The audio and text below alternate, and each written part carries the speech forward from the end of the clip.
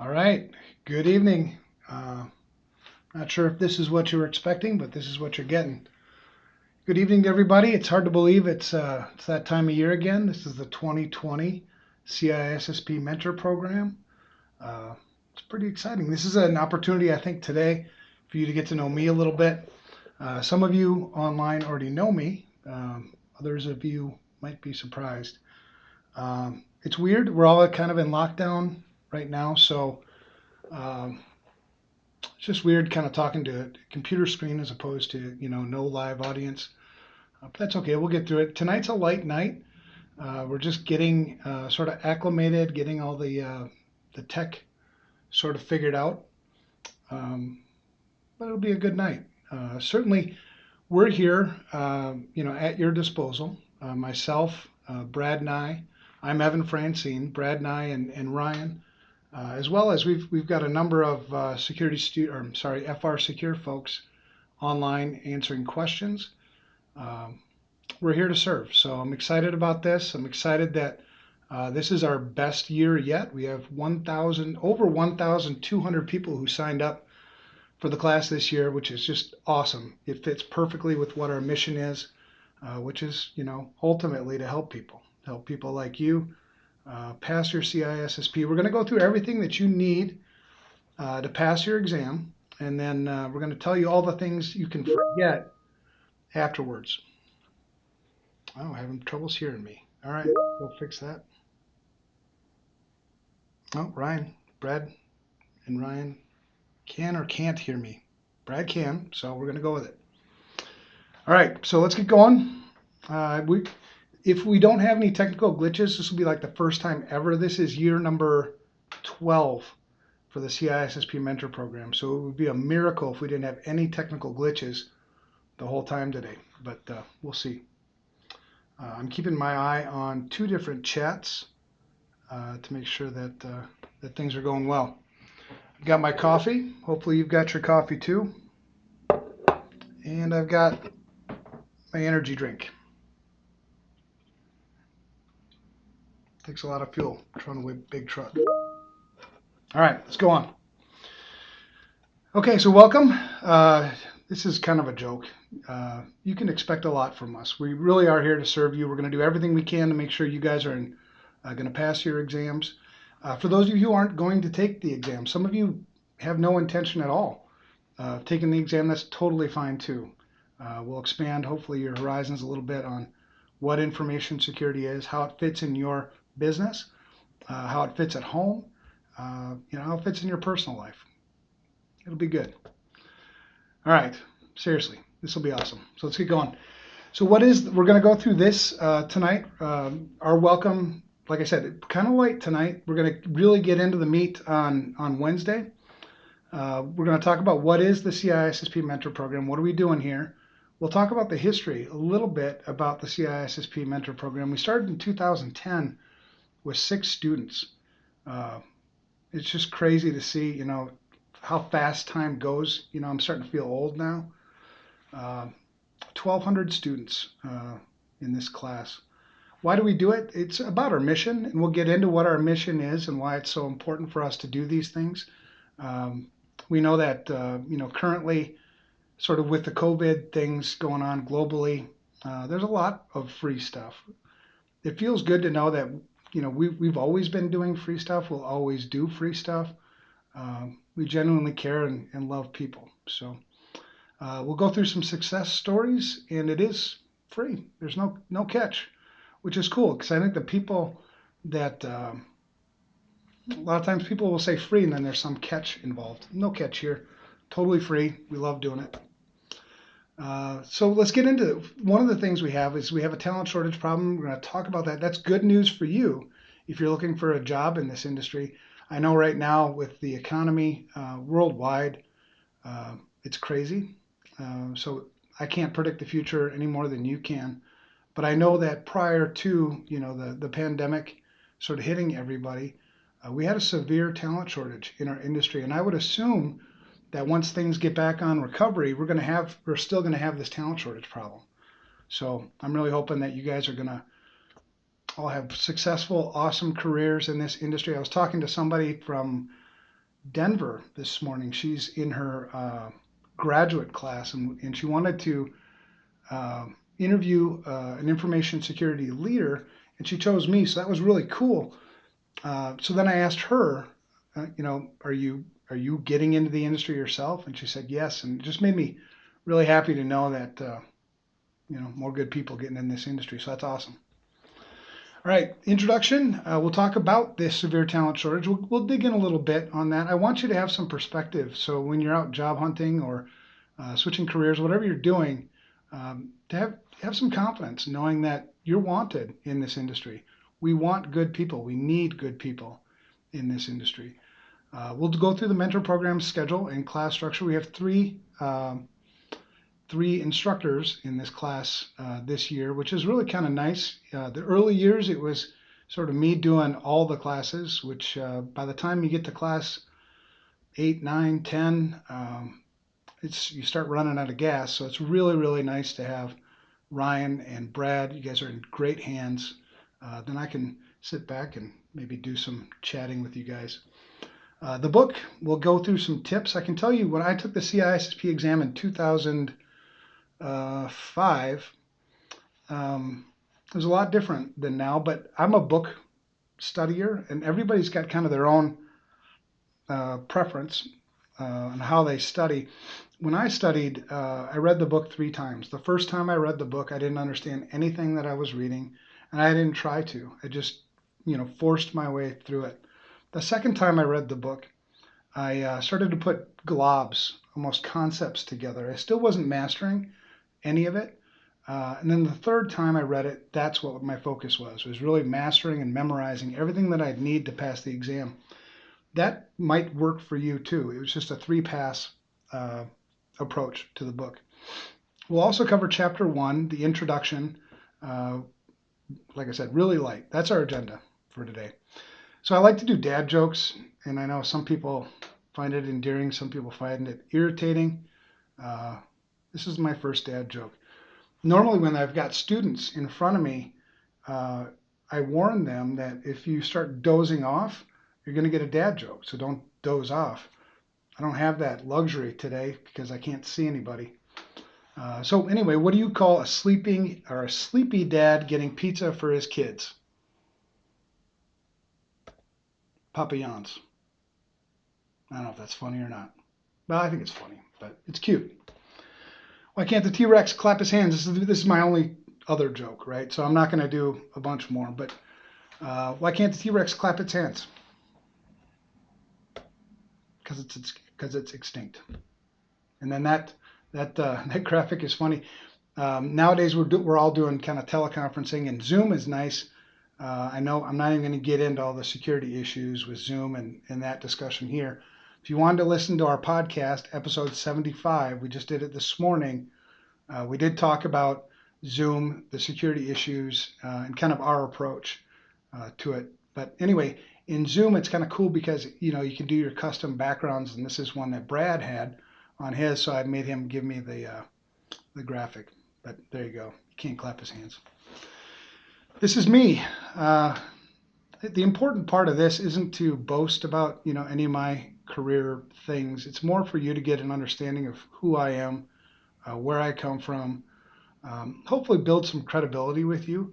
There are a lot of people in this industry, all with varying degrees of experience and varying degrees of education. It's important to establish some credibility so that you guys can believe what it is I'm telling you and know that there's kind of nothing hidden here. So I co-founded FRSecure in 2008. I'm currently the CEO. John Harmon and his management team run FRSecure today, and they do an amazing job. It's crazy awesome. Security Studio, we started in 2017, and we started it because we have this crazy mission, and that's to fix the broken industry. We're not going to do that as a consulting company by itself. So then what we did is we took some of our best things. We took actually our best thing, put it on a software as a service platform, and then made it available to everybody, including our competition. A little bit of a mutiny, not really, but sort of, when we did that. But that was part of the mission, so that's what we did. So FRSecure is a consulting company. Security Studio is a software as a service company. 2008 and 2017. Lots of experience in information security. The longer you're in this industry, the more stories you get. That's just how it works. It doesn't mean that you're any better than anybody else. It just means you've been around. My first paid gig in information security was cleaning boot sector viruses off of Windows 3 machines, which you don't see anymore unless maybe you're in healthcare. That's a joke. And then prior to that, we were always doing security stuff. We just didn't call it security. This was back in the 90s. The mission is fix a broken industry. You'll get, as we get to work together more, you'll see how important that is. That we just don't compromise that. And the way we apply that is everything that we do, we ask ourselves, is this contributing to the fix of the industry, or is this making it more broken? If it's making it more broken, the joke around here is I'll run you over with my truck. It's not really true, I don't think. Although I do drive an F-250. I could get over a lot of things. Co-inventor of Security Studio, that's the platform for managing information security risk. That's the platform we make available to our partners and to our customers. Co-inventor of S2Org, S2 Vendor, S2 Team, and S2 Me. Those are all just tools. We'll get into what those are a little bit more. Co-inventor of the S2 score. It's just a quantitative measurement of information security risk. What makes quantitative is a measurement that's applied consistently with objectivity. That's what quantitative sort of means. A lot of times we get kind of wrapped around the axle and thinking that quantitative has to relate to dollars. It's not necessarily true. That's one way to quantitate something. But this is just a score that we apply consistently and objectively. So anyway, that's stuff about me in University of Miami. Awesome lady. She's actually at UNLV now. That's me on most days. Big beard, eyes crossed. Yeah, I get up early. I work a lot of hours. If you guys are in information security, you probably do a lot of the same things I do. You work a lot. You get passionate about these things, and you end up working a lot. I look better as a cartoon for sure. I just can't figure out how to cartoonize myself everywhere I go. If I could, that'd be sweet, but I don't know how to do that. Other things about me, advise legal counsel on a bunch of different things. I guess probably the most famous one would have been the breach, the Target breach of 2013. If you remember, it was December of 2013. In 14 and 15 is when I served on the Special Litigation Committee. One of the many lawsuits that took place after that breach was what's called a derivative action, and that's essentially where the shareholders file suit against the board of directors. Basically, Target suing Target. So when that happens, you have to appoint an impartial third party to investigate the charges and then make a recommendation to the court on whether or not to proceed. And that's what the Special Litigation Committee is. It was fun. It was 21 months. It was sort of cool because you got to see everything possible about that breach. Really cool place to be at that time. Still working on Blue Cross Blue Shield stuff. If you remember that breach, that was Anthem, Premera, and Excelis. Still working under attorney-client privilege there. And this is, 2020? So 5 years later. Expert witness on a lot of federal crime stuff, which is kind of weird because most of the crimes that happen, most of the things that happen in our industry are civil.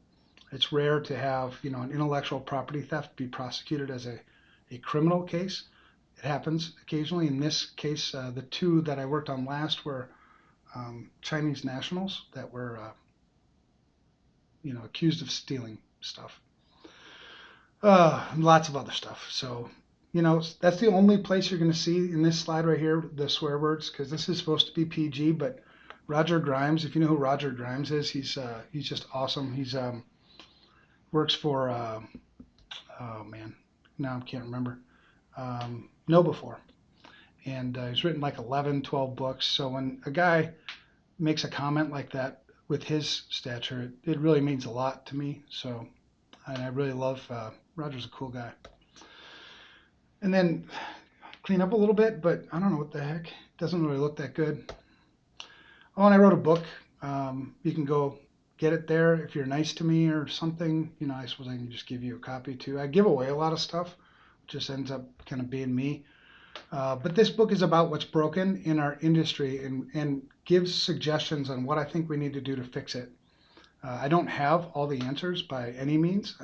I make a lot of mistakes, but I always know that my heart is in the right place. So, you know, when I wrote that book, it was about that. It was because I actually care. Yeah, and that's it. This is a Russian friend. Everybody who's in security should have a Russian friend. If you don't, you should get one. That's Serge, and Serge is a really great guy. Spent a couple years with him on a project. It's awesome. And then everybody should also have a Chinese friend. So get a Russian friend, get a Chinese friend, and then you'll be legit. That's joking again. Anyway, and that's Leslie. Leslie's awesome from Toronto. Okay, so that's me. All fine and dandy. Accolades, accomplishments, whatever. Those are one thing, but they're not why I do what I do. I do what I do because, and I'm going to go kind of fast, that's our core values. You know, these are awards that FRSecure wins, which is fun to celebrate with my coworkers, my friends. These are all, you know, pictures of coworkers, people that you just grow to love. You work hard with them every day. There's Serge again, he had an eye patch. Jim Nash, just people that I get to work with. This is why I love to do what I do, honestly. Just a bunch of pictures of people that I work with all the time. And this, you know, this is family. That's my family. So I do this because I love people, honestly. And then you see in the small print there, except for when they're on the road with me. Yeah, you should get off the road when I'm coming through. But the best security people in the world, in my opinion, are people who love people. If you truly understand how information security works, which if you don't now, hopefully you will, you'll stick with it. You realize that information security isn't about information or security as much as it is about people. And there's two reasons why that's true.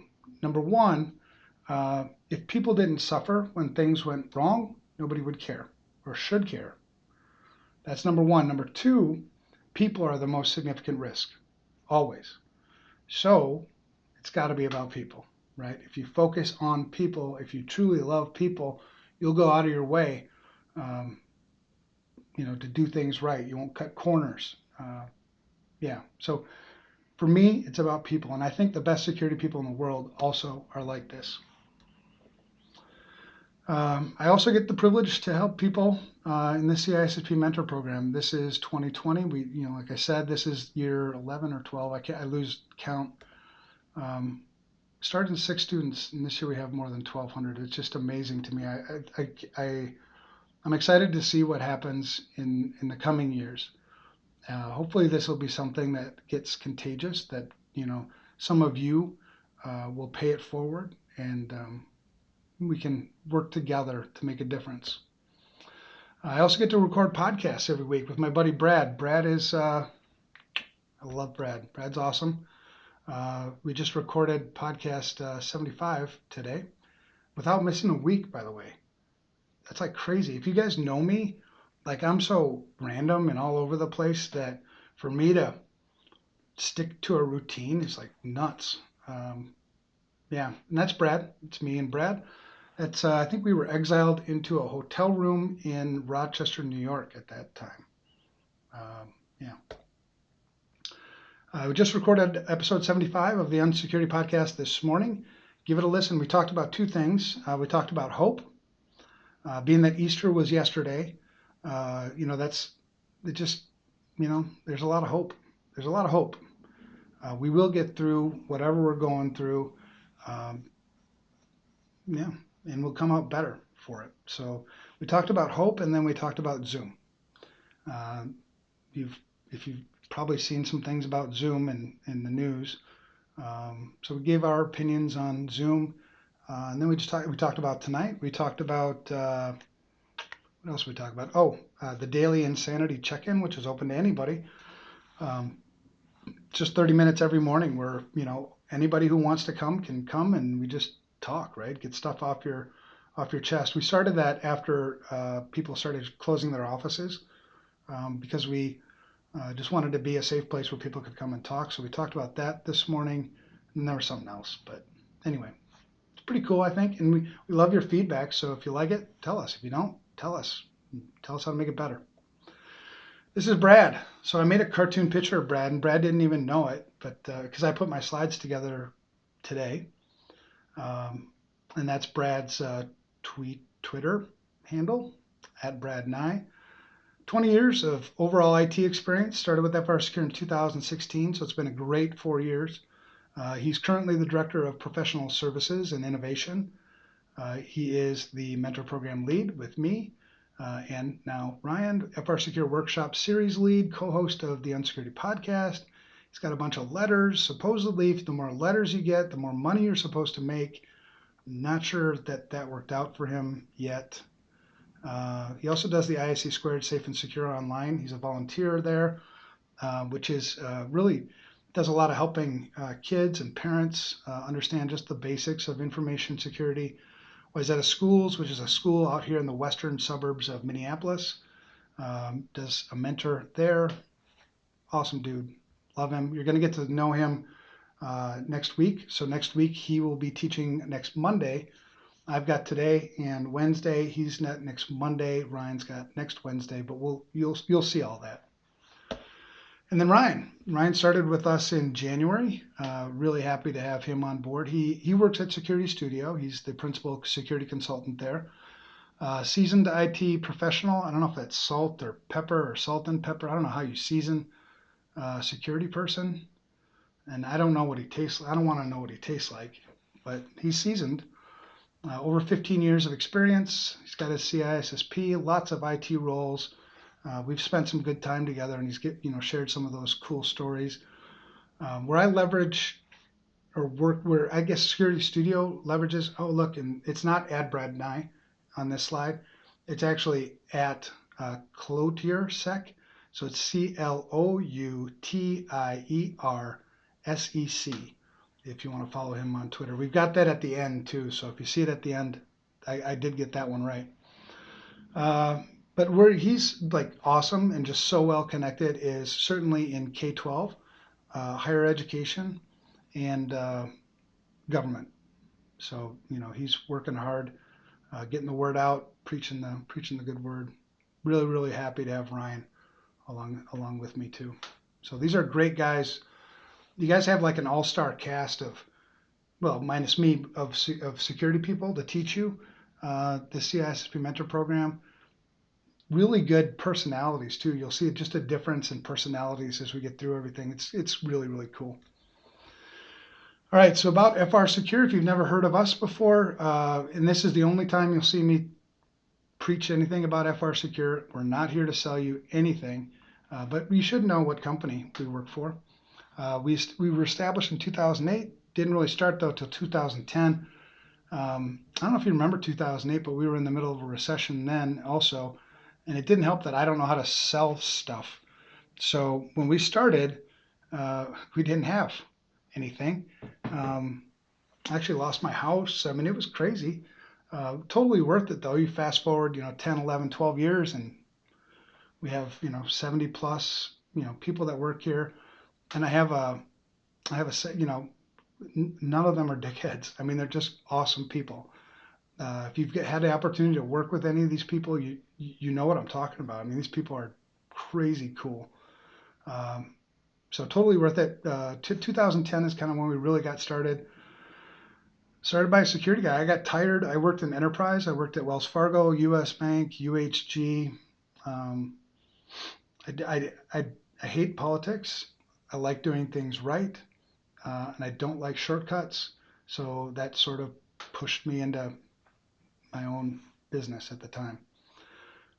8 core values, 10 security principles. We'll go through what those security principles are. You see the picture on this slide, those are our core values. When you come in the front door, just to the right of when you come in is our core values. Every time you leave, every time somebody leaves our, walks out to go maybe do some work or leaves for home, they see those core values every time. Core values are in any company are non-negotiable. You live by those things. So if you work in a company, you just that's how it works. So we tell the truth, absolutely 100%. We gets us in trouble sometimes, but that doesn't mean we don't do it. So we always tell the truth, and you can see the core values there. We'll get to what those 10 security principles are.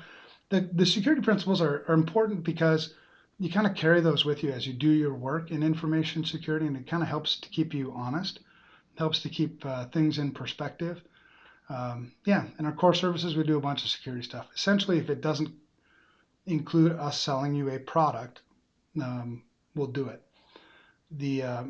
And the reason why we don't sell products is because if we were to tell you your firewall stinks, it's not because we want to sell you a firewall. It truly stinks. So we will always be, product agnostic. And then I don't know if you noticed up on the upper right, we've got this mission before money thing everywhere. And people ask, what that is. So I'm kind of heading this off at the pass. In our industry, there are many people, not all for sure, who are in this business for money, not to serve, not to make things better, to sell whatever blinky light we can sell, for as much as we can sell it for, and who cares if it helps you or not. I view that myself as stealing, and it's really no different than an attacker from the outside who's overtly a bad guy stealing your money. It's money gone. It's money wasted. And this hits home for me when my last real job before I started FRSecure was I was the CISO for a pharmaceutical company, a pretty good sized one, $4 billion pharmaceutical. And we had this awesome mission there too. We made oncology drugs for cancer patients. And our one drug, which was like the drug, was called Aloxi. And what Aloxi did was it improved your quality of life. If you were going through chemotherapy, Aloxi would fight off nausea. So it was really a quality of life drug. And it was just awesome to see all the people that took that drug and how they benefited in some of the deepest, darkest times of their lives. And so without, I guess, there was no malicious intent. This was about the time when network access control became just started to become a thing. And so, I read up. I grew up a network guy. Went into Cisco stuff. In the 90s also. So I was pretty jacked about it, and I was like, well, all right, let's check this thing out. And so the guy, we demoed, went through, what I thought was kind of all the due diligence I needed to go through. Ended up buying this product. It was, I don't know, $350,000. It was kind of expensive. Put it into the environment, and then realized, oh my gosh, we're going to need a full-time employee just to manage this thing, almost like SIM is today, right? SIM devices.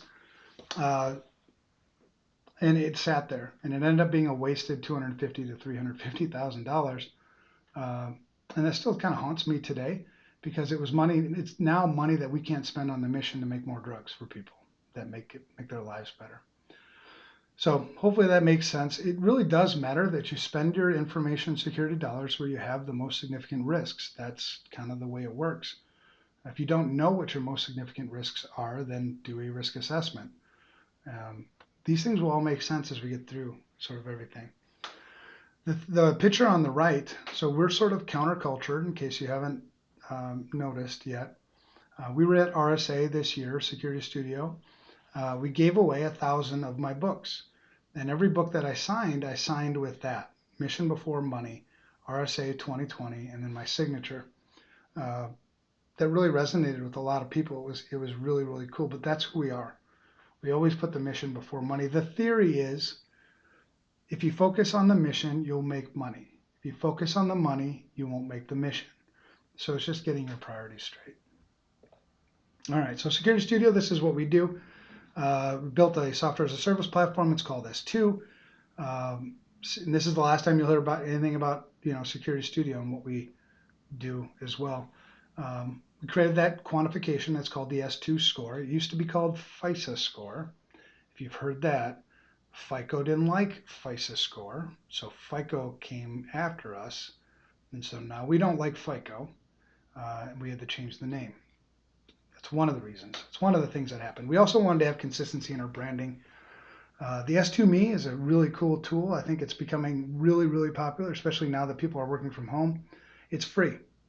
It will always be free. It's a consumer product. It's an information security risk assessment and management tool for people at home. Uh, Free. Always be free. And there's no catch. It's like free, for real free. S2 Team is a portal that's leveraged by organizations and essentially pulls averages and aggregate and metadata about the S2Mes that are deployed to employees. And the reason why that's important is um, the CISO, the Chief Information Security Officer, or whoever is responsible for security at the organization, they can't see individual results, which is great because we don't want to violate that privacy and that trust with people at home. What they can see is this metadata, which is important because they can see what the deficiencies are sort of in the population of people doing the S2Mes.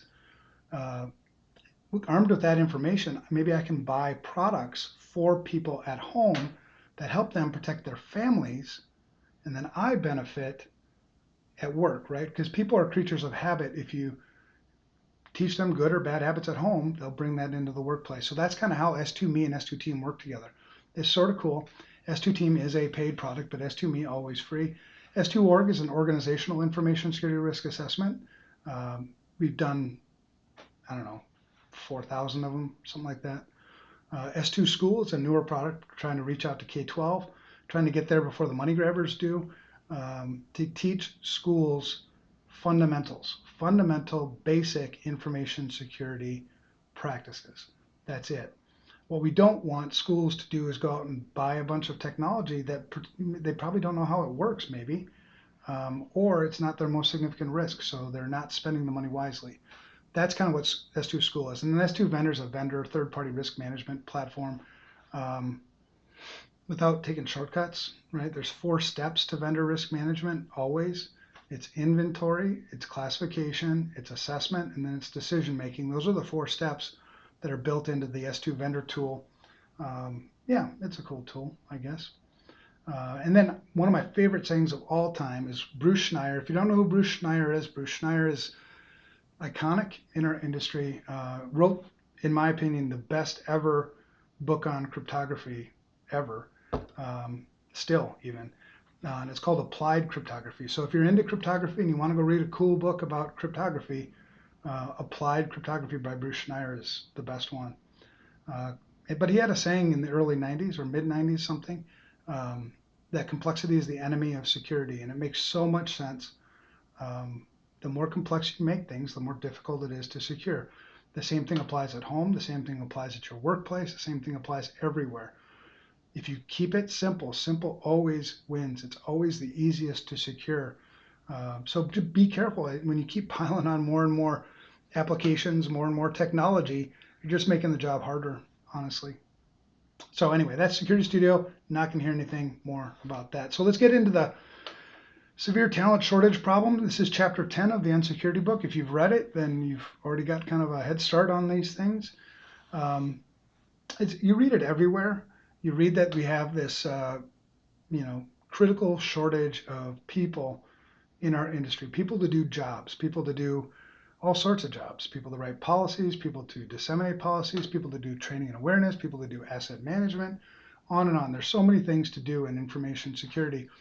And then you hear from people, and we've multiple times we've heard from people who are actually looking for jobs in our industry who can't get them for whatever reason.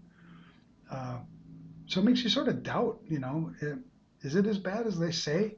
One person, I remember Brad and I had him on the podcast a while back. His name was Ken, and this guy was a pioneer in reverse engineering malware. Just really good stuff. and he was out of a job for a while. He couldn't get one, and so we were wondering, gosh, I wonder if it's ageism. If he's just too old now, which is wrong, right, and illegal. Um, anyway, eventually he did find a job, so we're super jacked about that. But it makes you think: is it as bad as what they say in the press? Especially now, I don't know about you, but I'm having more and more trouble trusting the media lately. Just kind of with all the sensationalization of things everywhere. But anyway, no easy button. So assuming that we do have a talent shortage, for all intents and purposes, I believe that there is a severe talent shortage in our industry. I don't know what that looks like now over the past month, but we did for sure, and we will again. Um, the truth is probably somewhere in the middle of this. It's probably somewhere in the middle of the big $4 million or 4 million people shortage problem and the no shortage problem is somewhere probably in the middle of all that. But depending on where you look, I mean, if you just Google cybersecurity talent shortage, you'll get plenty of results and plenty of takes on it. So one place that I've gone before, and I referenced this also in the book, they've finally updated their stats. It took a while. CyberSeek is a good place. So cyberseek.org is a good place to kind of see what the current state of the union is with information security talent. According to them, there are roughly, it's like 900 some odd thousand filled jobs in the United States. The top job titles are these job titles. Um, there are 280 or something job titles in our industry. So what that tells you is that our industry is still sort of immature. We haven't really standardized on what these jobs actually even are. Um, but you can see, across the United States, um, I don't have global numbers, but I think it's probably somewhat similar. Total job openings, Texas, California, Florida, Georgia, North Carolina, Virginia, uh, Maryland, New York. They all have a lot of job openings. It's sort of what you'd expect in North and South Dakota, Montana, Wyoming. Not a lot. You guys are impressed with my geography skills? I kind of was. I didn't expect to be able to do that. Anyway, you can see there's lots of job openings. This is what it looks like from a metropolitan area standpoint. So how many job openings are in each metropolitan area? Where I'm from, Minneapolis, which is, if you don't know where that is, like middle of the country, just go straight up, sort of. And you see the blue blob in the middle top. That's where I'm from. That's where I'm teaching from right now. So we've got a pretty severe shortage here, or we did. The coasts, kind of where you'd expect. So the metropolitan areas, that's what that looks like. This is an interesting graph that I found on CyberSeek as well that I hadn't seen before. But this is the supply-demand ratio. So everything is red. So it means we have less supply and more demand. A little less severe way up there in Maine. I don't know how many of you are in Maine, but yeah, all across the country. So you have all sorts of really good job prospects. Certainly once recovery hits again, I would assume, which is sort of cool too, because a lot of the work you can do in information security, you can do remotely. I know from FRSecure, we have people in St. Louis, Kentucky, Tennessee, Reno, Nevada, Florida. So we have people all over the country that do work for us. That's the cool thing about information security is you can kind of do it in a lot of different places. All right, so this is another thing, just to kind of put things into perspective, because I'm one of those guys who's always, I don't know if you get anybody on the live stream as a math guy, but I got to put things in perspective to make it make sense. So you can only imagine how crazy my mind went before I finally weaned myself off kind of the whole COVID thing, right? Because there's so much data, and I just question how much of it is actually good data. But for like 2 weeks, I was creating all sorts of graphs and just nuts.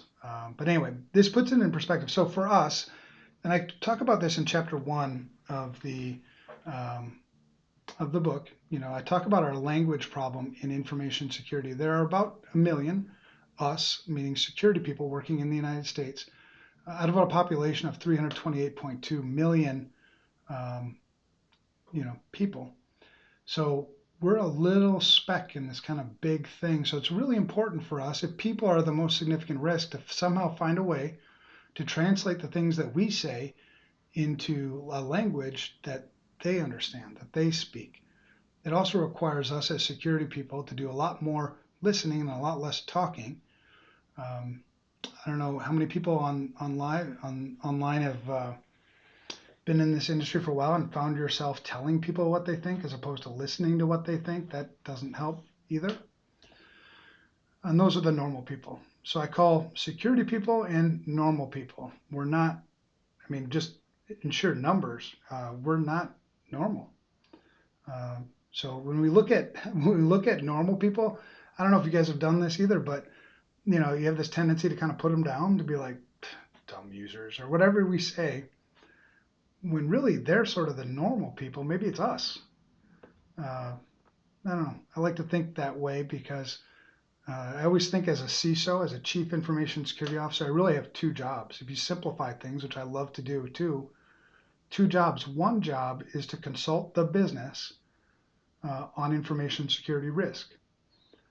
So that means I need to translate all this stuff into something that they can understand, because they are the ones who make the risk decisions. Always the business. You don't want security people making risk decisions for the business. So one job is to consult the business on information security risk. The second job is to implement those risk decisions to the best of my ability. That's the two jobs. So it's really, really important, if I want to do my job effectively, that I figure out a way to translate my work into something that they can understand so that they can make good risk decisions. If they're making poor risk decisions, maybe that's because I'm a poor consultant.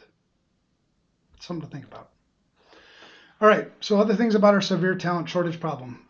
These are just numbers. The Cybersecurity Ventures, which is, if you guys watch Shark Tank, Robert Herjavec, that guy, this is one of his things. Estimates 3.5 million unfilled cybersecurity jobs by 2021. That's next year, up from a million last year. So that would have been 2018 at the time of this number. ISACA, so if you don't know what ISACA is, that's the Information Security Audit and Control Association. Common certifications that they hand out or manage. CISA, so the Certified Information Security Auditor, is one. CISM is another, Certified Information Security Manager. Those both come from ISACA. That's that kind of organization. But they predict a global shortage of 2 million cybersecurity professionals by 2019. That actually was true. And another thing about our industry, I don't know if you've noticed this, but most of the studies, most of the data that you get has a bias associated with it. So it would seem like there's potential for a bias if ISACA, the one who trains information security people, certifies them and makes revenue from that. It sort of makes sense that they would want to tout an information security talent shortage. There's a lot of that in our industry, if you haven't noticed. The number of unfilled positions now stands at 4.07 million professionals. I don't know where that number fits into all of this other stuff. It's just another number. 2.93 million this time last year. National Association of Software and Services Companies, India. So this is a global issue. 1 million cybersecurity professionals by 2020. Cybercrime. This one is kind of crazy. I think last 2018 it was 1.5 trillion, or maybe it was 2019. Estimated at 1.5 trillion. 6 trillion by 2021. That's a lot of trillion. I don't know how many zeros that is, but a lot of zeros. Dave Barton from Security Magazine says it's a systemic issue, and it is. There's no easy button to fix this. There's no magic wand. It's not just STEM. It requires a lot of work from a lot of different angles to get it done. And one of the things that we're doing, and one of the important things for this CISSP mentor program, is to sort of help. We're certainly not making it worse. And if you go back to what the way we apply the fixing the broken industry, that's what we ask ourselves: is contributing to the fix, or is it making it worse? It's certainly not making it worse. So that's why we're doing it. All right, so some other truth about this. These are the number of openings requesting a certain certification. You can see that the top one on both sides, private and public sector, is the CISSP, which is good, right? That's something that you guys are maybe going for. It is the most popular. It's always sort of been the most popular certification in our industry. People call it the gold standard. What you're doing, if you want to get a career in information security, um, you're not wasting your time. You're not wasting your money. You're not wasting your effort. And when I say money, you had to buy your book. Um, and when I say money, you'll have to pay for your exam, but you don't have to pay anything for the training, at least. Those are the other certifications. I have the CISM myself. CISA is pretty popular. CompTIA, the Security Plus certification, it's a good sort of entry-level certification. It's not a bad one by any means. CIPP is becoming more and more popular. GIAC is just so darn expensive. I don't know if you guys have gone for that one. That's Sands who puts that one on. All right. So what makes a good information security professional? Let's say that I assume that if you're going to get into this industry, you want to be a good security professional. One of the biggest sort of sad moments, I think, with a misunderstanding about what makes a good information security professional came when, after the Equifax breach, Susan Malden, who's actually very talented, a very good security practitioner, she was kind of raked over the coals because she had a music degree. I don't know if you remember that, but she had a music degree. Truth be told, I have a geology degree. So what the hell does that have to do with anything? I mean, there are many, many ways to get education in our industry. This is one way, what you guys are doing now, reading books, attending courses. Cybrary's got some good stuff. Udemy's got some good stuff. There's all kinds of ways to get educated. And so Susan's lack of an information security degree certainly wasn't what led to the breach. And so to imply that, I think, was a pretty big mistake. Our job in information security is not to eliminate risk. It's impossible. Our job is to manage risk. So breaches happen. They will happen. When they happen, do you have something in place to detect it, and can you respond to it? Right? So just the fact that they had a breach and then we're calling out, the fact that she has a music degree as being some sort of deficiency in their security program, I think was a huge mistake. And a lot of people did come to her defense. Sadly, though, she was sort of chased underground for a while. I don't know where she's at now, but she had to. She changed her LinkedIn profile, I think, and even maybe deleted it. The backlash was so bad. Sad because she couldn't. She was doing the best job she could. All right, and so this is just a little bit more on that. Richard Smith, the Equifax CEO at a time. At the end of the day, that's where the buck stops. It's the CEO or the board of directors who are responsible for information security, not Susan Malden. But anyway, so what does make good talent? So if it's not a degree, degrees don't hurt. I'm not anti-degree, but it's not the answer. You don't just get a degree and then automatically you're a good security person. There are other things that have to go into this. Because I do know, I mean, some of the best security people I know don't have degrees. And I know some good ones. So defining good. So this is what we do. We at FRSecure, we really do enjoy growing talent. We love the people that work here. It's so fun to see people grow in their career. And even if they leave, just knowing that you had a hand in improving their career really means a lot. So 3 things it takes to create talent in our industry. One is intangibles. Those are the things you cannot teach. Those are things like gifts.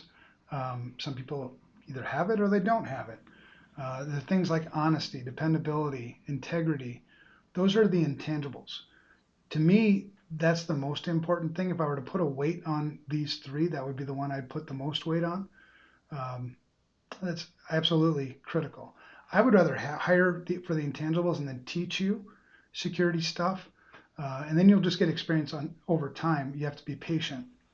But those are the 3 things: intangibles, education, and experience. Education is kind of the book smarts part of it. It doesn't really give you the in the trenches sort of view on what it actually feels like when you're in the middle of an incident response, or what it feels like when um, you walk into a board meeting and you're not getting any respect.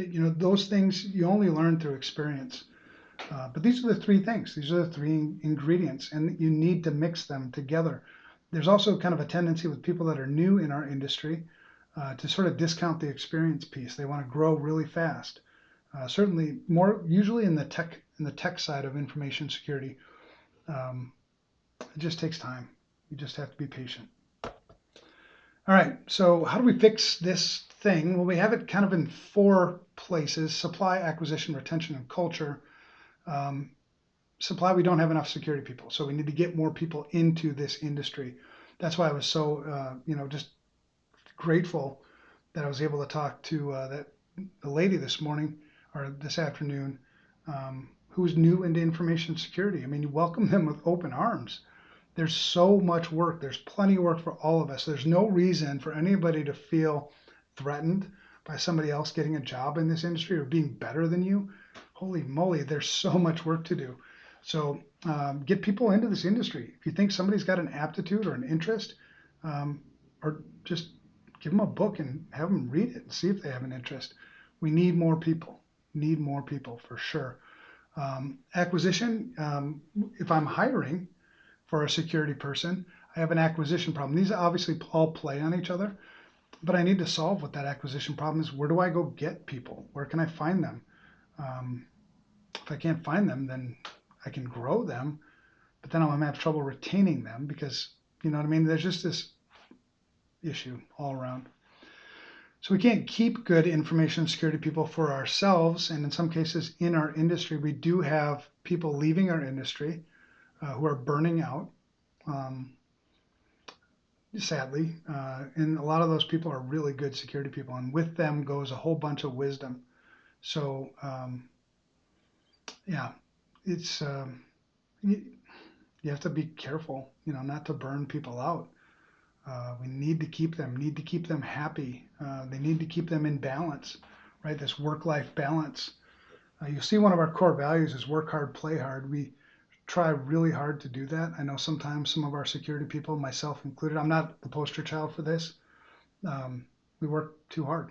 We don't take enough time off for ourselves. It gets unhealthy. Really important. And also retention. If somebody leaves your organization um, for more money, um, maybe that's not necessarily a bad thing, right? Especially if you're so mission focused, if you're so, there's give and take. And we have a culture problem. We have a shortage of women in our industry. This has gotten better over the last couple of years, but we need more women in our industry. We did have, and probably still do, depending on which conferences you go to, if there are going to be conferences anymore. There's sort of this bro culture because it's been so male dominated for so long. But I think we're making a lot of progress on that. We need more women. And we don't need more women just for the sake of having more women. We don't need more minorities just for the sake of having more minorities. We need them because they bring different perspectives. We have difficult problems to solve. When you have multiple perspectives looking at a problem, you come up with better solutions. That's why we need these people. All right, so two sources for the supply and demand issue. We can find people that are changing careers, that want to change careers for any number of reasons. These are the two main places we get them. We either find career changers or we find young people. Career changers who are interested in getting in our field, where do they start? Well, one common place to start is to get a bachelor's degree in cybersecurity or a master's degree in cybersecurity. That's going to cost you a lot of money. $20 to $60,000 or more, and that'll get you probably an entry level position. So you're not going to come out of college and get $200,000 a year probably. So that's one way you can do it. You can get your employer potentially to pay for it. That's also probably unlikely because you might leave. And I know that there's all types of agreements we can put in place to keep people from doing that, but they may still leave. Certification is another thing that you can do. Um, do your training like this for the CISSP exam. Normally, the training, if you were to take it, somewhere else, would be $3,000 to $5,000 or more, and then the exam itself. ISC Squared is making plenty of money. $699, I think, is what the exam cost is now. And cost certainly for career changers. If I'm leaving one career to go to another, a lot of times I have to almost start over. So cost is certainly going to be a barrier to entry. And that's one of the reasons why we did the CISSP mentor program. We want to remove that cost as much as we possibly can so that career changers can get into this industry. We need them. And then young people. So if you don't have the 5 years required experience to get your CISSP, you can still take the exam and become what's called an associate. So it's not a waste of time. It's not a waste of money to still go get that. It still should get you in your foot in the door somewhere. And then younger people, more education options. And I know that there are a lot of people working on this one, which is super cool to see. One of our friends, Ron Warner, is focused on this a lot. Yeah, get these young people. Get these young people. We call these people digital natives. Most of us, if we're older, like me, I didn't grow up with technology in my back pocket, so I'm more of an immigrant. But these younger people, these natives, let's get them educated. Let's get them into the industry. Let's teach them, proper ethics and things like that with using technology and get them in. Early education schools are starting programs and they are working. This is awesome. Many examples, free education. We've talked about the mentor program. SANS has a Cyber Aces Online, which is, good. Cybrary, cyber degrees. That's one thing, the free education. Another thing we need is mentorship, more mentors, people that are willing to just sit and share experiences, give advice, listen to frustrations, those kinds of things.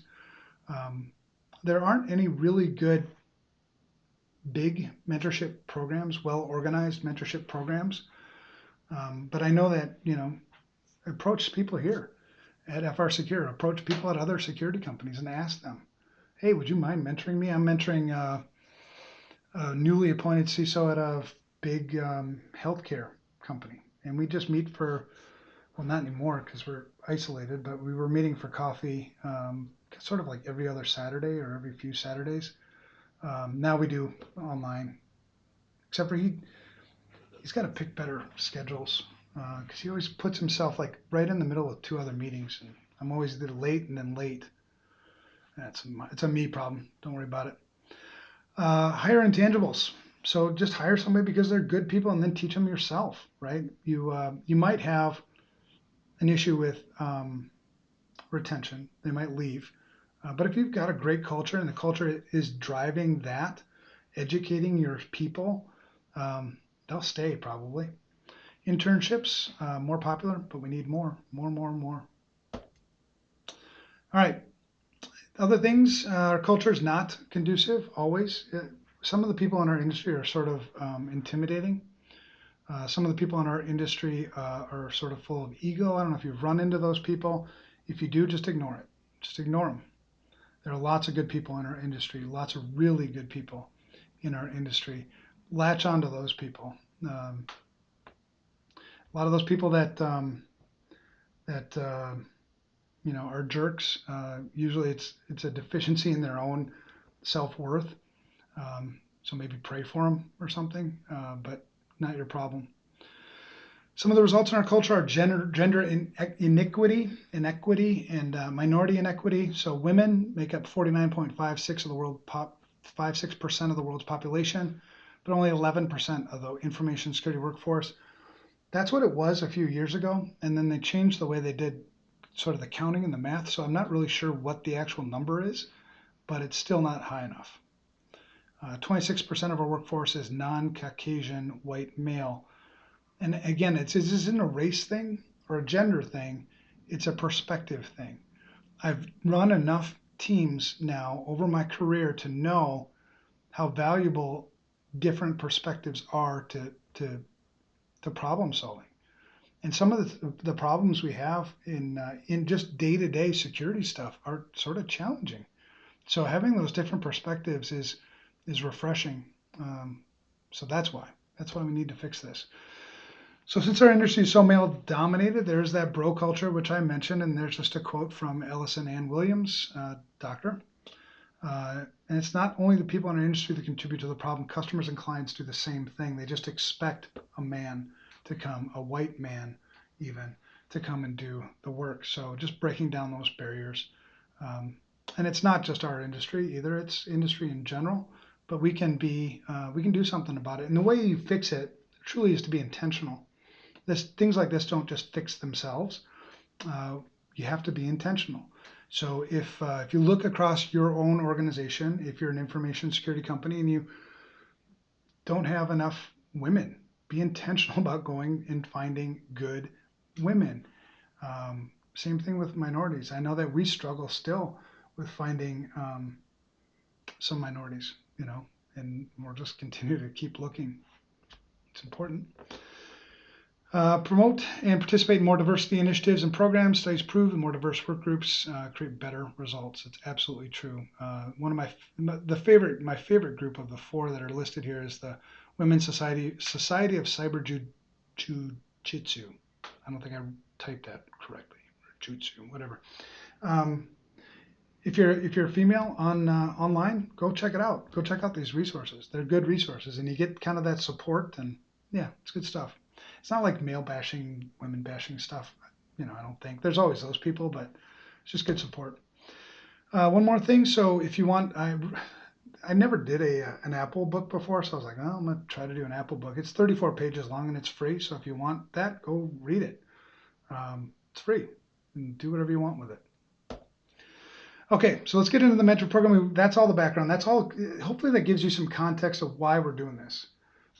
We're not, if our mission is to fix a broken industry and we just sit idly by and don't do anything about this, then it's all just words.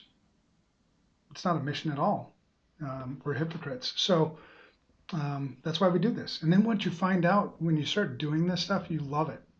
The people that we meet along the way, the people who come to us for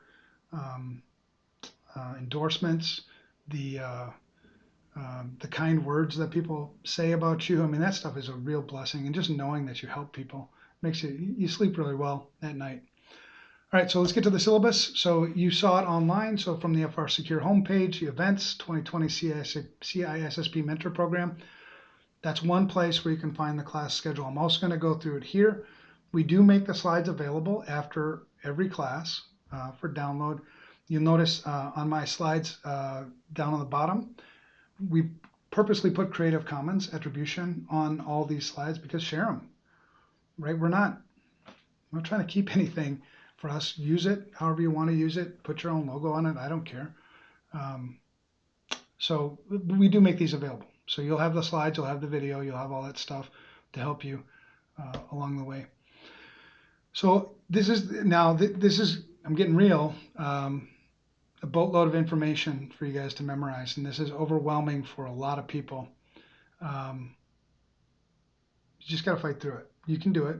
Absolutely. I have a terrible memory, you guys. I mean, I think I have a 23-minute retention schedule in my brain. That means that if you tell me something, I think about on average in 23 minutes, I'll forget what it is you just told me. My wife has cut me a lot of slack on that, so I'm happy about that. But if I can memorize it, you guys certainly can memorize it. But it's a lot. And so what we'll do, our job is to help you memorize it. It's easier to memorize things too when you put concepts together, when things start to fit together like a jigsaw puzzle. That makes it easier. But other time it's just memorization. We'll also tell you the things that you can forget afterwards. Like, there's a lot of stuff that you're never going to use it, but it's still in the exam. Myself, Brad, and Ryan, we will lead the class, switching things up to keep things fresh. I don't think I have a really good listening voice, so you'll probably want some excitement. Ryan's an extrovert, so Ryan, he'll get kind of juiced up, I think, probably. Brad is kind of a mix, I think, between us. So I think it'll be nice to have those different just personalities in front of the camera. I do have the best beard, by the way, just saying. I don't know what that means, but I have it. We're easing into things this first week. So today we're getting through this, the introduction, and then we'll do one domain. That's it. Domain 1, security and risk management. So you want to follow along. You want to memorize. We will have homework after this class. So it's good to do that. We do have some people who have volunteered to teach as well. Not sure how we're going to use them yet. What I'd like to do is make the CISSP mentor program a year-round thing, not just in the spring every year. So maybe we'll see if we can get the volunteers to kind of help out there. Every class is structured the same way or very similar. We'll start with a brief recap of the previous discussion, so the previous class. And then we'll get into questions, any questions that you have that I need to address. That'll be more difficult here because we're live streaming. It's a little easier when you got people in class. We'll do a quiz every class. We'll talk about some current events that are relevant to the stuff that we read. We'll go through the lecture, and then we'll give some homework, some things just to keep up. Now, we do have the breaks in the middle, so it does make it really nice for you to catch up. So if you do start falling behind a little bit, not a big deal. If you've never read this book before, you've never read a book like this before, don't try to master it the first time. Just fight through it. My wife actually is trying to read OSINT, Open Source Intelligence Gathering. OSINT is really cool. I really enjoy OSINT, but she's got like no technical background at all. And to see her sort of struggle getting through that book the first time, just do it. Just struggle through it. You may not even understand anything that was just said. That might be what you have to do the first time you get through the book. Don't worry about it. Go through it again then. And for those of you who don't even want to take the exam, don't worry about it at all. Just sit back and chill. If you're interested in organizing a study group, send us an email. Actually, I'm going to tell you at the end of this, we are putting together an online study group for you all. We'll make that available. It's easy for us to do, and it'll be up to you guys to use it. We are here to help. You'll hear me say that over and over again. We really, really do want to help you. So let us, use us. It's all good. All right, so let's get into a little bit more about the CISSP for those of you who don't know what even, I guess some of the details of what the CISSP is. You can go get the ultimate guide to the CISSP on ISC Squared's website. It's free. Just type in your information. I don't think they'll spam the crap out of you, but I don't know, maybe they will. But type in your information. Actually, little trick here. You can use 10minuteemail.com. Use a throwaway email. It doesn't really matter because what they do after you put in your registration is they just display the link. There's no activation afterwards, so you don't have to put real data in there if you don't want to. I don't know. Yeah, you don't. But anyway, you get this guide, and the guide is kind of nice. And we're just going to walk through the guide. You can also just use this. If you don't want to get the guide at all, you can just go through this. So this is what the guide looks like. Is the CISSP right for me? What are they? Facts about the CISSP. What benefits do I get to be in one? I really don't use the benefits of my membership personally, just mainly because there's no time to. But there are some pretty good benefits. The exam overview. What does the exam look like? It looks a heck of a lot different than it did when I took it.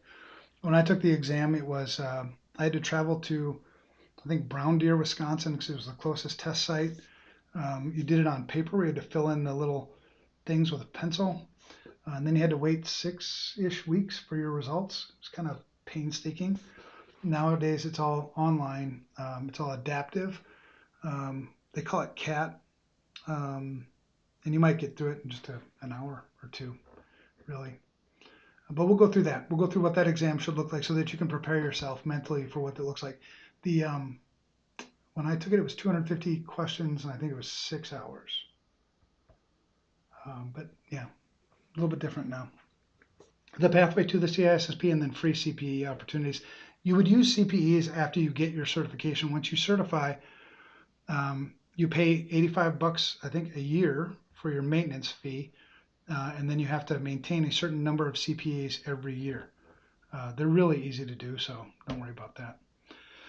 So experience, you do need to have 5 years of information security experience. This confuses, I think, a lot of people. There are lots of different ways that you can get, use what experience you already have and make it fit into the domains. So it only has to fit into 2 or more of the 8 domains. So, if you're in IT and you've done, sysadmin work where you've created accounts and, that's identity and access management. That's one of the domains. So don't worry too much about whether you have the required experience or not. A lot of times we can figure out a way to do that without, violating any ethics or anything like that. The associate of ISC squared, if you don't have the 5 years of experience, and also they'll waive a year of experience if you have a 4-year degree. Um, but you do need to have that. You need to somehow demonstrate some experience in order to actually get the CISSP. So passing the exam is just one piece of it. Other facts about the CISSP, introduced in 1994. I met, I think he was number 4 or 5. I can't remember because I met a couple of them, but he was like single digits. That's pretty cool, I guess. Introduced in 1994, DoD approved, most recognized or required security certification on LinkedIn. All 8 different languages, 882 locations, 114 countries. CISSPs work in 160 countries. Average CISSP salary in the United States is $131,030. The computerized adaptive testing is the new testing methodology that went in 2017. Prior to that, you had to do it kind of the hard way. And actually, the CAT is hard too. It adapts. So the algorithm works like if you're getting progressively more difficult questions correct, we're just going to assume mastery quicker, right? So you don't have to do as many questions if you have mastered the content. I don't think it's any easier, truly. All right, benefits of being CISSP. If you like benefits, this is kind of some of the stuff. Career advancement, respect. I respect you. But even without the CISSP. Community of professionals, expanded knowledge, higher salaries, solid foundation, versatile skills. And you get all these things. Free subscription to FRSecurity Professional Magazine. Do people actually read magazines still? Like the paper ones? Well, you can't. You can get this one if you want. Member pricing for ISC squared events, 50% off official textbooks, all kinds of cool stuff as just benefits. This is what the exam is. So you can see the 8 domains listed there. And their approximate, weightings. So security and risk management at 15%. And these are all fundamentals. The cool thing about the CISSP that I like is it won't really teach you mastery in any kind of one, job skill. What it does, it gives you really good perspective. I think one of the easiest ways to tell a not so good security practitioner is their inability to put risk into perspective. There are risks all over in information security, and really the way it works, security is actually pretty simple. It's just a lot of simple. So that even for pen testers, I think pen testers should do the CISSP as well because they get so deep into maybe one specific vulnerability or one specific exploit, giving them that broad view of like this is all of what security looks like. It's a healthy thing. Plus, you might find something you like better. Maybe you like, software development, DevSecOps, or something else. But you can see the 8 domains. We'll cover all 8 of those domains. Some of it's pretty fun. Some of it is not. Other things, 100 to 150 questions on the exam. If you do the non-English linear, which is kind of the old format, it is 250 questions. You have 3 hours to complete the exam. You need to score 700 or higher. And the CAT, which is, I think most of us probably online are English speakers. You'll be able to do the CAT, and those are the other languages that it's available in. Your testing center is Pearson VUE, which they're all located all over the place. You can go to the website to find out where you might want to take your exam. This is a little bit more about the computerized adaptive testing, but it's essentially an algorithm that it kind of just increases your, well, you can go either way. Actually, it can either step up or it can start up and then step down. But essentially what it's trying to do is determine what's the quickest way to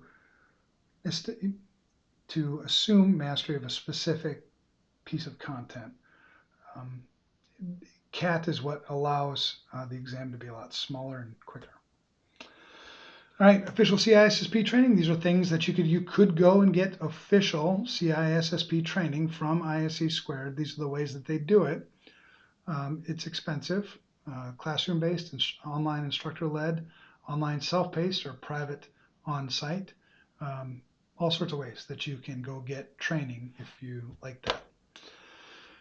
Study resources. This is important, right? We'll need to know what things we can use to study for our exam. At the end of the day, it's going to come down to you. It's not going to come down to the quality of the instruction, the quality of the instructor.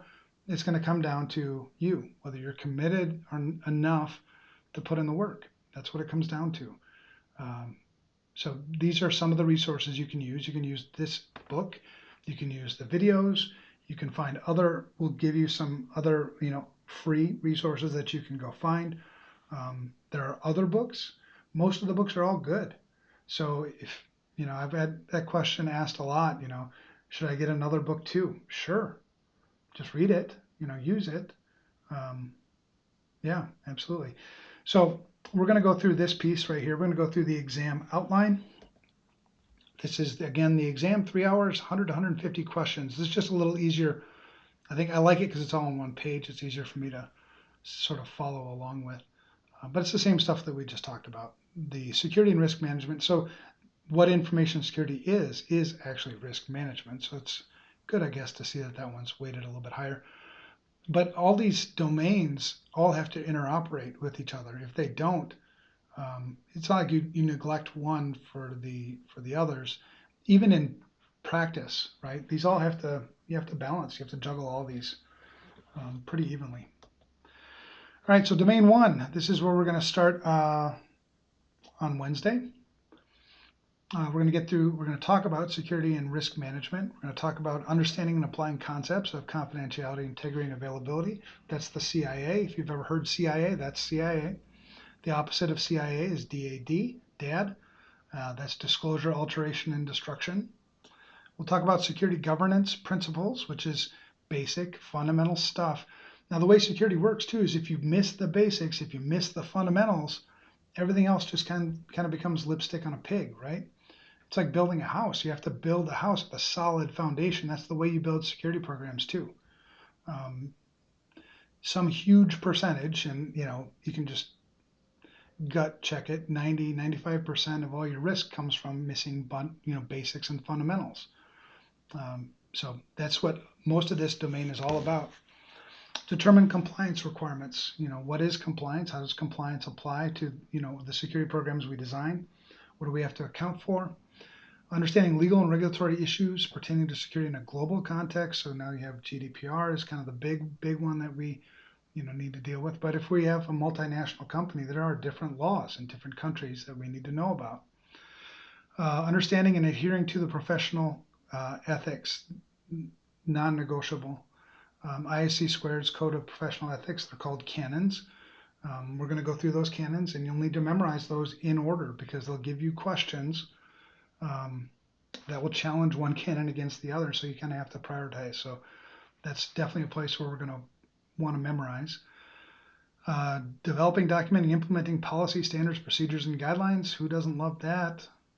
But it's important. Those are the rules for the game. Identify, analyze, and prioritize BC or BCP requirements. Contribute to and enforce personnel security policies and procedures. Understanding and applying risk management concepts. There's going to be some good meat there for us to memorize for the exam as well. Understand and apply threat modeling concepts and methodologies. Apply risk-based management concepts to the supply chain. Sometimes we call that vendor risk management or third-party information security risk management. That's really important, supposedly or allegedly. Again, most of the studies you read in our industry are biased to some degree, but 65% of all data breaches come directly or indirectly through vendors. So it's a big thing in practice for sure. And then training, awareness, education, training programs. If people are the most significant risk, that becomes really important as well, which they are. So I'll be teaching this one on Wednesday. Next one, asset security. You can't secure what you don't know you have. So asset management becomes kind of a big deal. Data classification, different data has different importance in an organization, different sensitivities. Asset classification, determining and maintaining information and asset ownership. As a security person, I don't want to be the person who makes the determination about how data needs to be protected. That's the owner's job. So identifying who owns specific assets and data becomes pretty important as you mature the security program. In practice, you rarely find it done well because it's work. I think people don't really like doing work sometimes. Protecting privacy. Now, the way privacy works, privacy is a subset of information security, but data owners, processors, remnants, collection, limitation, those are more GDPR language things there. Ensuring appropriate asset retention, determining data security controls, establish information and asset handling requirements. That's all asset security. And our buddy Brad gets to teach that one next Monday. You guys are going to like that. Brad's good at this one too. Domain 3, security architecture and engineering. This one is a long domain, lots of stuff here. You see applying cryptography in 3.9. That used to be its own separate domain when we had 10 domains. But this is all really, really important. Some of the stuff like the 3.2, that's dry, man. 3.2, understand the fundamental concepts of security models. This is probably where we'll get into Bell LaPadula, Biba, and stuff like that. Chinese wall. It's really dry, and a lot of that stuff you'll need to memorize for the exam, but you can forget about it afterwards. Applying security principles 3.10 used to be its own domain as well. Physical security used to be its own domain. So they took a whole bunch of domains, or not three, crunched it all into one, right? So this is a long domain, but really important. Good meat in this one. So Brad will be teaching this one on the 20th. So Brad, asset security goes pretty fast. So Brad's going to hit all of asset security, domain 2, next Monday. And then he's going to start in domain 3 next Monday. And then Ryan is going to finish it up the following Wednesday. So that's how we'll get through security architecture. Then we get a break. Yay, us. Break. Who doesn't like a break? Then we come back to domain 3 again. Told you, big domain. I'll be finishing it all up on the 29th, class 5. Then we move into communication and network security. If you don't have a technical background, this will be the most difficult domain for you. I think just in general, it's easier for people with a technical background to get into security than it is from a different background. Not to say that I don't know tons of security people that came from a non-technical background that are super successful. So don't let that discourage you. But this will be a domain, if you don't have a technical background, that you'll need to spend some extra time on. It's just how it is. Totally, we don't go super deep into any one of these areas, but a lot of memorization for you.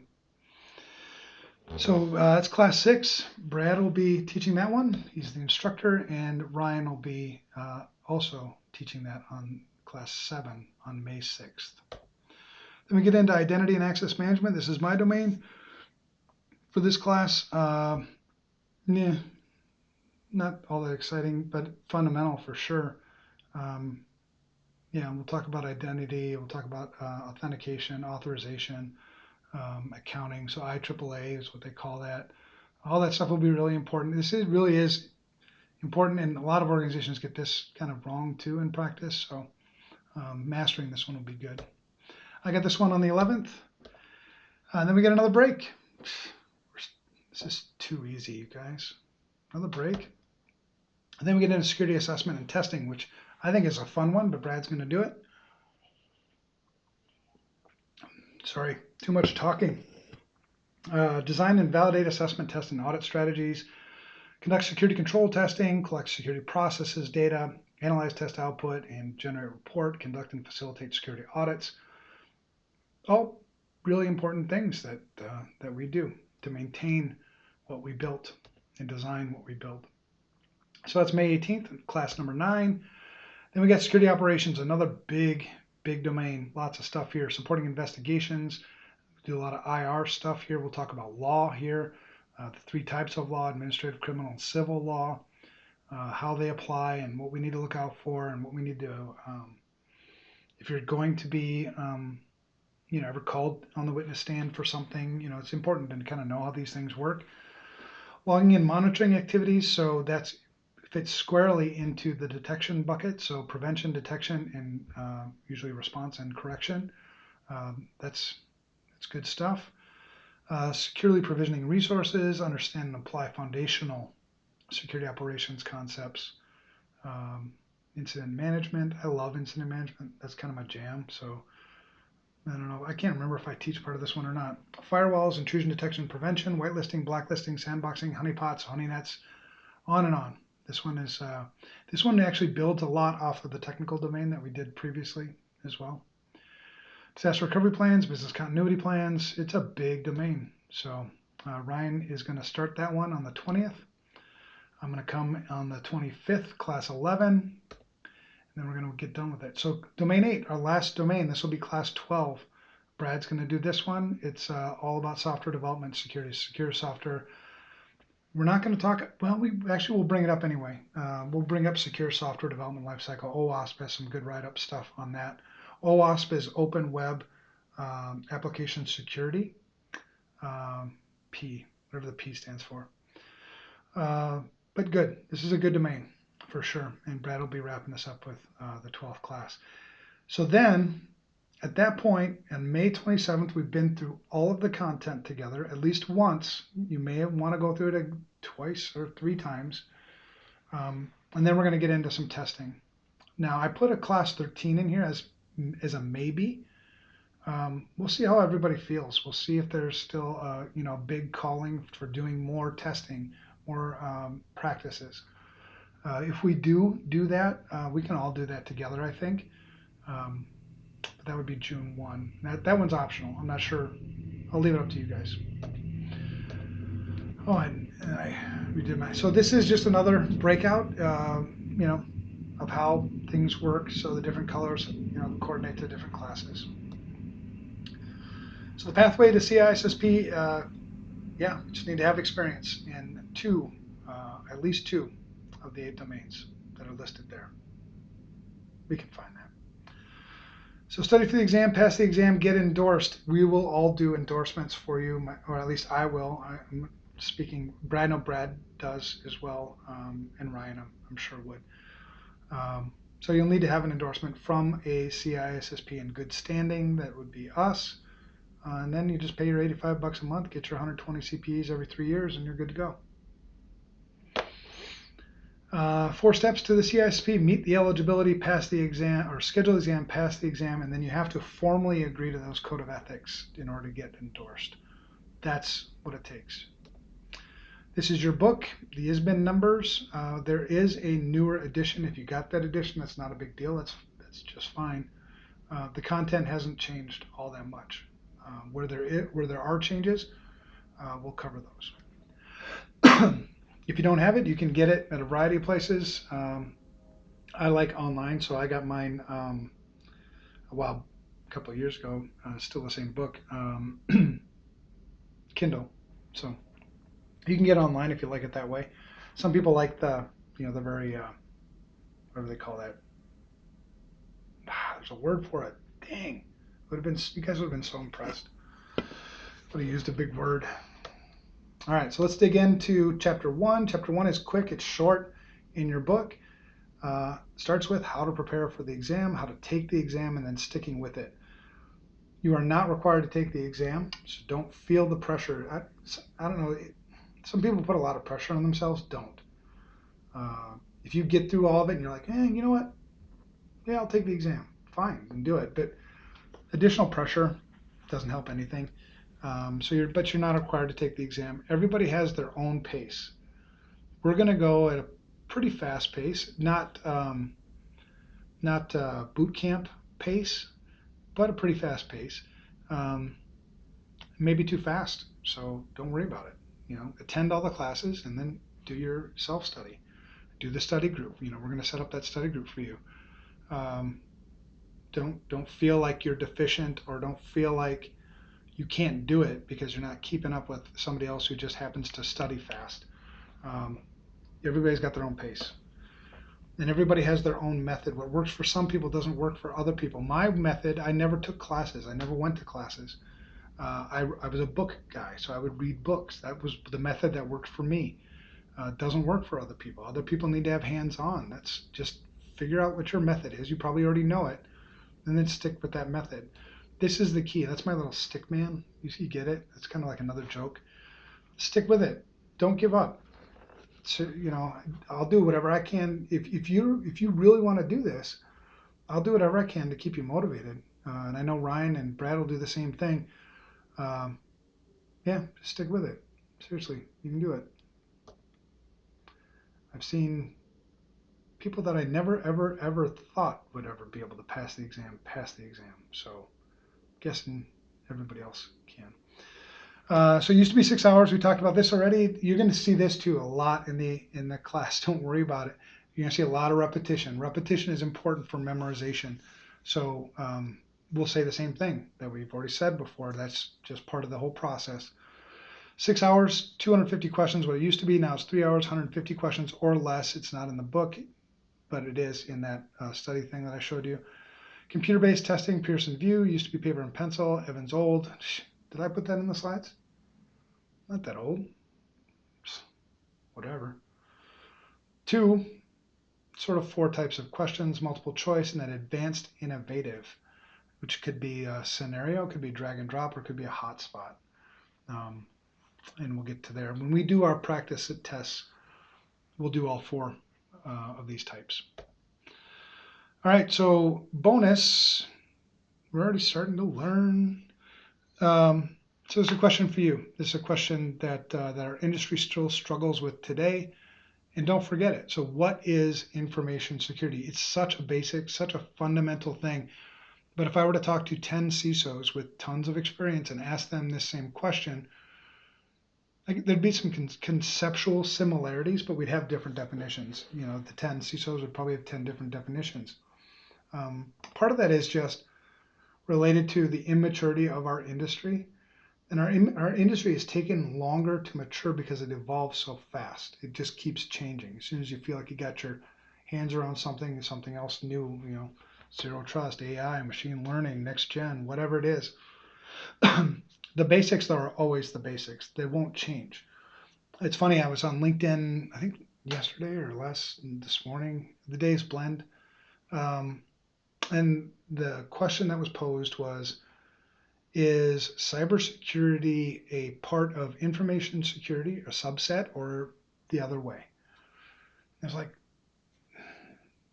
it's a subset, right? Information security and cybersecurity.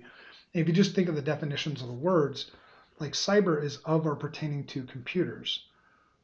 That's only one part of security, right? And this is our definition. This is the definition that I use. I'm also going to give you the one that Ryan and I sort of use together, because we needed to, do some give and take to try to figure out what's a working definition that we can use in other places. So information security is managing risks to the confidentiality, integrity, and availability of information using administrative, physical, and technical controls. That would be my definition. It's a definition that keeps me honest. It's a definition that doesn't allow me to cut corners. It's a definition that doesn't allow me to treat it like it's an IT issue. It's a business issue. It's bigger than IT. So when you talk about cyber security of or pertaining to computers, that's IT, right? That fits into this broader definition of information security. I will also accept, this is the one that Ryan and I sort of worked on together, information security is a set of rules, plans, and actions taken to protect people and information. Rules, that would come in the form of policies, procedures, guidelines, things like that. Plans, strategy, potentially, and actions, actually doing something. They have to play together. So I like my definition better, but whatever. So managing risks. So this is important. It's managing risks. I can't tell you how many times I've talked to boards of directors, executive management, and told them that a breach will happen. It just will. You can't eliminate risk. There's no way I could ever promise that a bad thing won't happen. So it's always managing risks, um, not eliminating risks. That's not the goal. You live with certain risks. You do it in your day to day, right? You got up this morning, you took a shower, hopefully. You took a risk that you might slip in the shower. You took a risk that you might fall out of bed, you might have a heart attack, you might pull a muscle. I mean, there's all kinds of risks that we just accept. Same thing applies with information security. Ryan does a really good job of taking physical risk and translating it into technical risk, right? But risk is risk. Confidentiality, integrity, and availability. So it's these three working together. It's always got to be a balance. And we're going to get more into this. So this comes up again, but I'm just kind of giving us kind of a, I guess just a sneak peek of what we're going to get into even more. People usually overemphasize confidentiality over integrity and availability. But you'll notice a DDoS attack, when your servers are offline, that gets your attention pretty quickly, as does a few extra $100,000 in your bank account, a data integrity issue. Excuse me. Administrative, physical, and technical controls. This is important. It's not only an IT issue, yet this is a very frustrating part of information security for me because we still treat it like it's an IT issue. Not we, but too many people still treat it like it's an IT issue. If you look at most organizations, it reports up to and through IT. Sometimes people call IT security and information security like they're the same things. They're not. So that part is frustrating for me. And I would take, if you don't like to say information, because that's information, it's 4 syllables. That's too many syllables. So we're kind of in this society where we like to take like less syllables. I would accept data security too. That's 2 less syllables. And it's the same as IT security. So I would use data security and information security similarly, even though those are different too. But I don't know. I'm getting nitpicky now. All right. So people are your biggest risk. They're always the most significant risk because they're variable. It's easy to control or secure technology because it's binary. It's on or off. It's digital. Computers only do what you tell them to do. When you put people, that's analog. That's hard. So we have a saying, just to keep us honest, that it's easier to go through your secretary than it is to go through your firewall. And it doesn't really matter how well your firewall works if I can steal your server.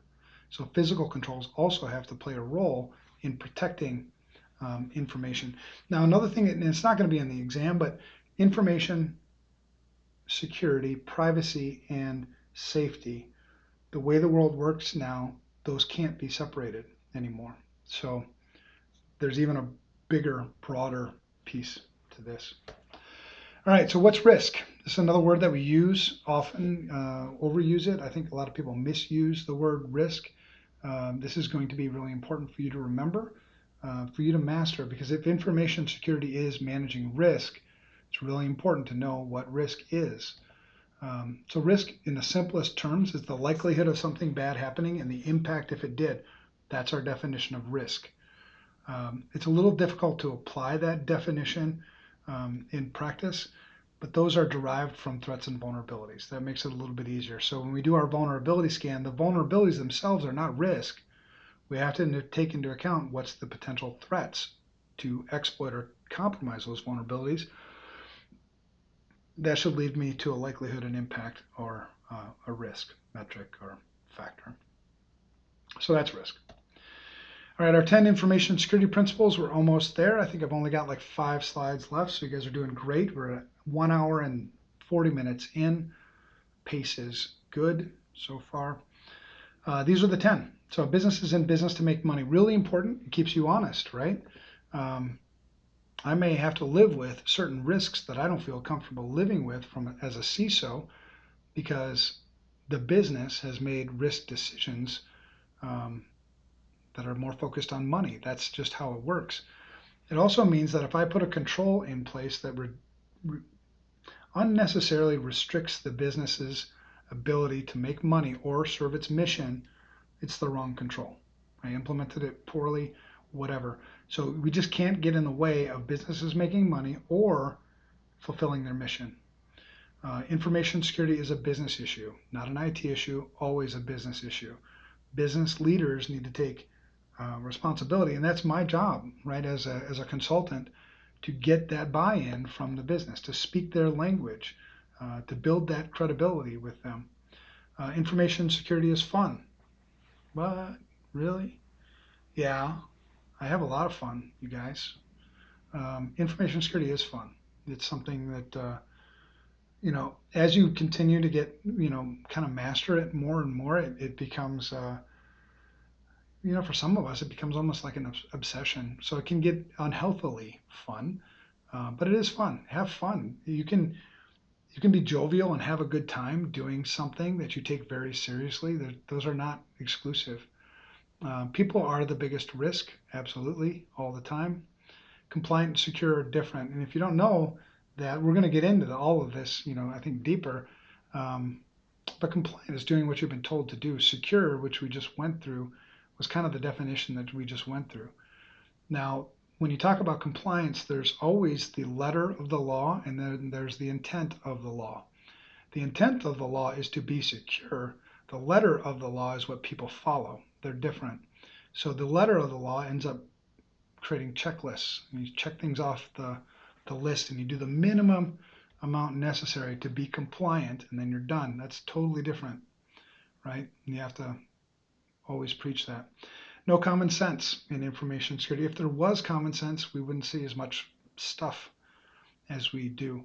This also reminds me that people that don't speak my language, slow down a little bit. Try to figure out where to connect. So common sense, there is none. Don't assume that there's any. Another one we should put in the principles too is empty spaces always get filled. That's a communication gap. Where you leave communication gaps, so certainly in incident response, that's where assumptions come in, and a lot of times those are wrong, which leads to poor decisions and on and on. We'll talk about that later too. Information security should drive business. Can we use our information security dollars so that they're not cost center dollars? Can we propel the business? Can we make can we use it for marketing purposes? Can we attract more business? Can we make ourselves more efficient? I mentioned that complexity is the enemy of information security. So simplicity then must be its friend. Simplicity can translate into efficiency. So if you run a good security program and you've simplified, you might be able to drive business. You might be able to make the business more efficient, give it a competitive advantage that it didn't have before. So look for those opportunities when you're building security things. Information security is not a one size fits all. We have such a herd mentality just in human beings and certainly in business. What works at one company doesn't work at another company. Not the administrative controls, not the physical controls, not the technical controls. So that's a pitfall you see often people fall into. It's not one size fits all. No easy button. It takes work. That's why we have such a talent shortage. That's why we need more people. It is a lot of work, and that's why we also get paid pretty well for it. And don't look for easy buttons. Blinky lights, easy buttons, shortcuts, they always come back to sting you. So don't stop looking for it. All right, you dig? That's it. I think now we're just going to wrap this thing up. We are very excited to be a part of your journey. It's pretty cool. It means a lot to us. Hopefully it means a lot to you. This will be a rewarding experience. I think you'll pick up things along the way that'll be that you won't forget, that you'll apply to your own business. Most of us have learned these things the hard way. So, I used to tell my kids, I already paid the dumb tax on this. So a lot of us have already paid the dumb tax. So just, leverage that. For most of you, this will get hard. It's not impossible, it's just hard. Some of this will seem really dry. Imagine having to talk about it. I mean, ugh. But it's on the exam, and it's something that helps you to put things into context, so you just fight through that stuff. And at times it will seem overwhelming. Do not give up. Just don't. Commit to it. Get her done. You got it. All right, so homework for Wednesday. That's the 15th. Stay tuned. We are setting up an online study group. We'll be sending out some information on that. We'll probably have it so you just request access to the study group, and then we'll approve access. We'll probably set it up that way so you can create your own accounts as opposed to us giving you accounts. We don't want that information. Check out the S2Me. I mentioned it earlier. It's a free information security risk assessment. It'll always be free. If you want to use dummy data, we give you instructions on the registration page to use dummy data if you want. I don't care.